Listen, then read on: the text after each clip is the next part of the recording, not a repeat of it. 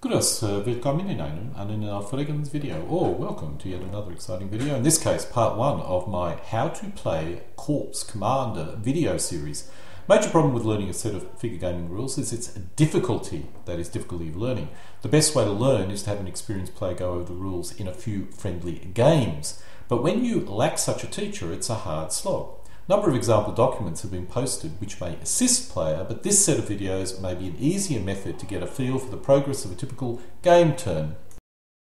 This set of training videos will allow players to quickly understand and play the original Corps Commander Operational Maneuver Group Micro Armor rules, printed in July 1986 by Bruce R.E. Taylor. In this video, an overview of the rules will be provided. Corps Commander Operational Maneuver Group was first published in July 1986 by Tabletop Games. This was the first commercially available set of micro-armor rules which allowed players to refight brigade or regimental scale games within a one-day period. There was another set of similar rules that was available much earlier than this, but it was never published. In October 1986, Bruce R.E. Taylor and Tabletop Games published Digest 3, which contained additional army lists and updates to Corps Commander Operational Maneuver Group. In June 1988, Bruce R.E. Taylor and Tabletop Games published Air and Sea. This contained additional rules for air and sea conflicts, as well as additional army lists and equipment lists. This represented an extensive addition to the Corps Commander game system. Finally, in August 1988, Bruce R.E. Taylor and Tabletop Games published Corps Commander The Road to Berlin. This was a World War II version of the original Corps Commander Operational Maneuver Group and contained a large number of modifications to the original Corps Commander game system. Unfortunately, Bruce passed away shortly after publishing this set of rules, and the game system effectively stopped its development. What made this even more of a tragedy was Bruce was creating additional supporting material when he passed away, none of which was destined to see the light of day. Bruce was a truly unique individual, and his passing was missed by myself and I'm sure many other gamers. After Bruce's passing, and for many years, the primary source of development for these rules is a website run by Nikita. However, this also stopped after a few years. In February 2009, a Yahoo group site was created, and this became the primary site for new ideas and development for these rules. A large number of game aids and supporting material can be found on the site. Finally, in 2013, a totally reworked and merged version of the rules was posted on the Yahoo group site. This was eventually moved to the IO group site under the title of Corps Commander. Recently, with the demise of the Yahoo group site, the Corps Commander site has also moved to IO group, and this is where all the latest material and information for Corps Commander can be found. The Corps Commander Micro Armor game system was revolutionary as it used a base or counter scale of 1 to 9 vehicles or 10 to 90 men. The ground scale was 1 in 10,000, with the World War II version having a scale of 1 in 5,000. As a comparison, in 1986 the most common scale was 1 vehicle per base and a ground scale of 1 in 1,000 to 1 in 3,000. By 1988, other rules, such as combined arms, began to use this larger scale, but in 1986 it was definitely unique. I must point out that Gene McCoy, the author of the Wargamers Digest, had created a rules framework in his magazine which used a similar scale many years earlier. However, this was never published as an actual set of rules. I've taken the notes for these rules, filled in the gaps, and created a set of rules which may have been what Gene would have published. This is posted on the IO group site. Another innovation was the use of a variable movement order, which was based on initiative or command quality. The standard sequence of play in most rules of the period was fixed, with Corps Commander providing some unique benefits for superior commandability, in this case choosing movement order. The standard observation rules of the period normally involved a die roll with range and other factors affecting the chance of successfully observing the target or not. In Corps Commander, no die roll was required. Instead, it used a complex process which provided an observation range from which a target was always visible in order to reflect a wide range of factors such as poor lighting conditions, weather, and equipment which assisted observation. The procedure was complex.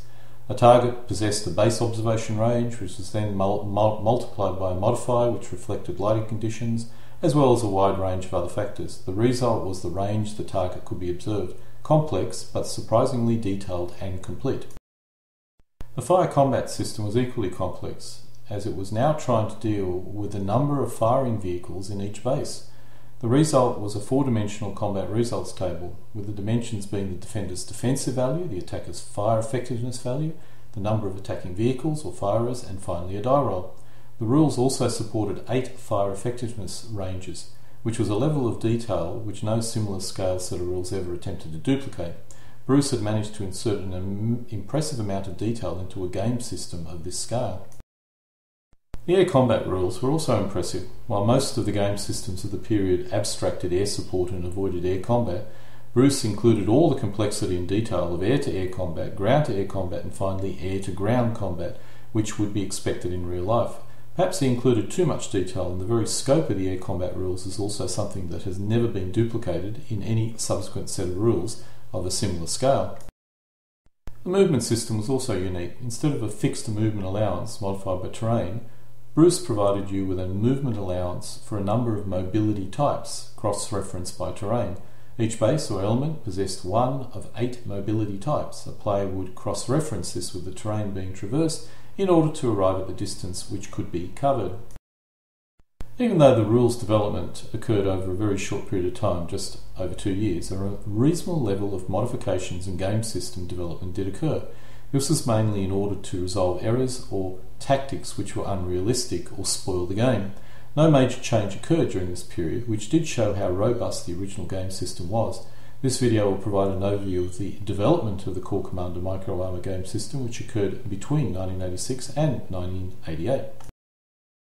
The first major change to the Core Commander Micro Armor game system occurred in June 1988, when By Air and Sea was published.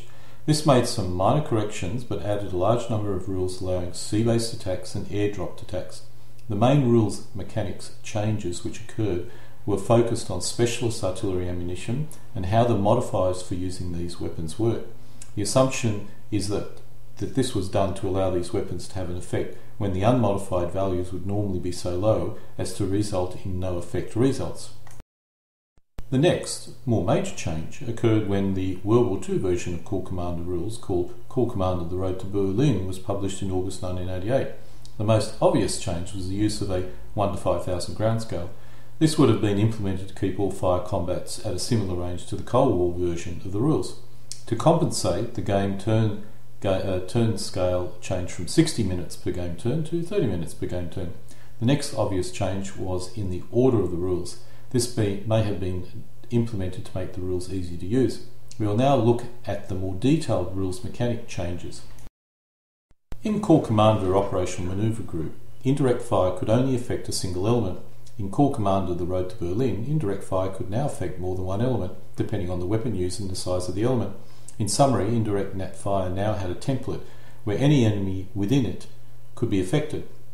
This was restricted to elements which were considered to be touching, which was any element within half a centimetre of each other. In Core Commander Operational Maneuver Group, a single element could observe and bring down indirect fire against any number of enemy elements. This was known as the Super Observer of Death tactic. This was resolved in Core Commander The Road to Berlin, and now a given element could only call down fire once. In Core Commander Operational Maneuver Group, all fire was simultaneous. Thus, the target could never take cover when it came under fire from several firers. This was especially an issue with indirect fire. As each game turn spanned 30 to 60 minutes, you would expect some reaction by the target to fire over this period. In Core Commander The Road to Berlin, the result of one fire combat occurred. It affected the subsequent fire combats. Thus, an element which was attacked and dispersed as a result was now dispersed for the following fire combats. This resolved the frozen in time tactic, when an enemy would prefer to log as much indirect fire as possible at an element which was not dispersed and, as a result, vulnerable, or better yet, in travel mode and very vulnerable. In Core Commander Operational Maneuver Group, an element could be concentrated within fortification and could take full advantage of level 4 fortification. This was a major issue with tanks, who could now be as effective as tank destroyers as well as being very difficult to dislodge. Coupled with the ease of building fortification, this was a standard tactic. This was resolved in Core Commander The Road to Berlin. In Core Commander The Road to Berlin, Bruce added the ability of machine guns to lay down fire at a point where enemies could exist but were not seen. This could be called down by other elements. in the same manner as artillery indirect fire. Details of this rule were sketchy and probably represented a partially developed idea. In Corps Commander Operational Manoeuvre Group, any element in a regiment could be an observer for an integral indirect fire element. In Corps Commander The Road to Berlin, this was extended down to the battalion level. This would have been done to allow for battalion level mortars, which would have been able to provide support to the battalion, but would not normally be expected to provide support to another battalion in the regiment. Bruce changed the fire combat +2 for limbered weapons with a +2 for soft transports. This would have had no effect on limbered artillery, but did resolve an unusual problem with infantry mounted in soft combat transports such as jeeps or trucks. It was often better to stay mounted in your jeep when engaging an enemy in close assault than dismounting. This was clearly not historical and was resolved in Corps Commander The Road to Berlin. Bruce created the concept of a lorry in Corps Commander The Road to Berlin. This was a soft transport which infantry could not fight from or around and instead would need to dismount in order to fight. This would be a large vehicle which was hard to mount or dismount from and which offered a large target for enemy fire. Bruce then classed all other soft transports as combat transports, which were transports where infantry could fight from, in and around. They were smaller, easier to mount and dismount from, and could be armed with weapons. All armoured transports, except infantry combat vehicles, were also considered as combat transports. Infantry combat vehicles allowed some fighting from, but infantry needed to dismount in order to be fully effective. In addition, the infantry combat vehicle remained on the playing area when the infantry dismounted. Bruce modified a number of other rules to support these changes.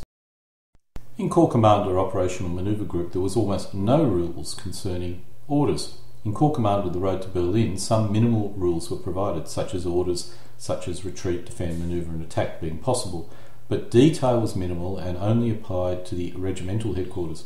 It's difficult to get orders right, and they are normally used to avoid the Napoleonic-like line up and fire tactic.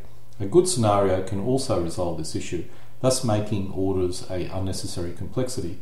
Regardless, Bruce was thinking about rules for orders, but in the end he must have decided the complexity was not worth the benefit and only provided minimal additional rules. Bruce added some additional modifiers to the morale test in Corps Commander The Road to Berlin. This was to ensure elements were not able to continue to function even if their strength was a fraction of their original strength. Bruce implemented significant changes to the time required to build fortifications. In Corps Commander Operational Manoeuvre Group, it was easy to build fortification, and this was a major tactic of any player. Coupled with the concentrated tank in a level 4 fortification tactic, this was not historical. This tactic was removed in Corps Commander The Road to Berlin. In Corps Commander Operational Manoeuvre Group, an aircraft reconnaissance mission could not be intercepted by enemy CAT. As a reconnaissance mission had a significant ability in locating targets far from the front line, this gave a player which lacked air superiority an amazingly effective tactic. They could easily locate enemy artillery or headquarters for their own artillery to pound. In Corps Commander The Road to Berlin, this tactic was removed.